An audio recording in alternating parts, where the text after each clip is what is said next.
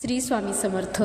वेदांत पंडित विष्णुबुवा ब्रह्मचारी हे वेदांतावर भाषण करत असत आणि लोकांना उपदेश करून कुमार्गावर जे असतील त्यांना चांगला मार्ग दाखवत असत। एकदा अक्कलकोटच्या मालोजी राजांच्या मनात असे आले की विष्णुबुवा यांना आपल्या येथे आणून वेदांत चर्चा करावी। मग विष्णुबुवांनी ज्ञानेश्वरी आणि इतर संस्कृत प्राकृत वेदांत ग्रंथ यांचे विवरण करून सर्वांना स्वतःच्या ज्ञानाने अचंबित केले। त्यांच्या कीर्तनाने सर्वजण त्यांची स्तुती करू लागले। एके दिवशी विष्णुबुवा समर्थांच्या दर्शनासाठी आले आणि काही वेदांत विषय काढून त्यांनी स्वामी समर्थांना विचारले की ब्रह्मपद तदाकार काय केल्याने होय निर्धार, म्हणजे देवाशी एकरूप होण्यासाठी काय करावे लागेल। हे ऐकून स्वामी समर्थ काहीच बोलले नाही आणि फक्त ते हसत होते। त्यांची ही विचित्र कृती पाहून विष्णुबुवा लोकांना म्हणाले, हा वेडा संन्यासी आहे, याने लोकांना भुरळ पाडली आहे। हा संन्यासी नसून हा एक ढोंग माजवणारा साधू आहे आणि तुम्ही ह्याला फसला आहात। यांना वेदशास्त्राचे काही ज्ञान नाही, असे विष्णुबुवा म्हणू लागले। एवढे बोलून विष्णुबुवा घरी येऊन झोपले। त्यांच्याबरोबर 2 पारशी लोक होते। त्या रात्री विष्णुबुवांना एक विचित्र स्वप्न पडले की एक महाविषारी विंचू त्यांना दंश करत आहे आणि एकाएकी असंख्य विंचू त्यांच्या अंगावर चढली आहेत। हे जाणून ते खडबडून उठले। त्यांचं शरीर घामानं भिजलं होतं, तोंडाला कोरड पडली होती।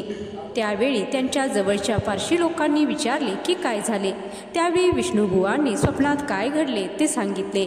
त्यावेळी ते पारशी लोक म्हटले, अशी स्वप्ने भरपूर पडतात, तुम्ही काळजी करू नका, झोपा।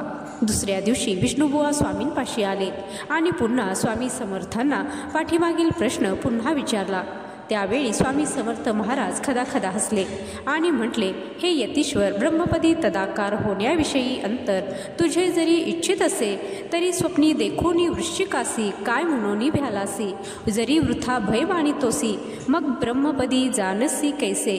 ब्रह्मपदी तदाकार होणे हे नव्हे सोपे बोलणे, यासी लागती कष्ट करणे, फुकट हाता नयेची। याचा अर्थ असा होता की स्वामी म्हणतात, तू स्वप्नामध्ये जर विंचू बघून भीतीने थरथरत आहेस, तुला तुझ्या जीवाची इतकी भीती आहे, तर परमेश्वराचे नुसते नाव घेऊन त्याच्याशी एकरूप कसा होशील। त्यासाठी आतून तुला परमेश्वराशी एकरूप झाले पाहिजे आणि ते होण्यासाठी तुला तुझ्या वासनांवर, अहंकारावर, थोडक्यात षड्रिपूंवर विजय मिळवता आला पाहिजे। ते सहजासहजी होणार नाही, यासाठी मनावर ताबा ठेवणे जमले पाहिजे। एवढे ऐकताच विष्णुबुवांना स्वामींची महती पटली। त्यांचे डोळे भरून आले आणि या समयापासून ते स्वामींच्या भक्तीमध्ये लीन झाले। त्यांचा अहंकार पळून गेला।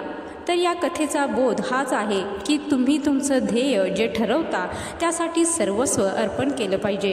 कष्टाला न घाबरता संकटाशी सामना करत तुम्ही तुमचं ध्येय गाठू शकता आणि त्यासाठी तुमचा भगवंतावर पूर्ण विश्वास असला पाहिजे। मग यश तुमचंच आहे, एवढं लक्षात ठेवा।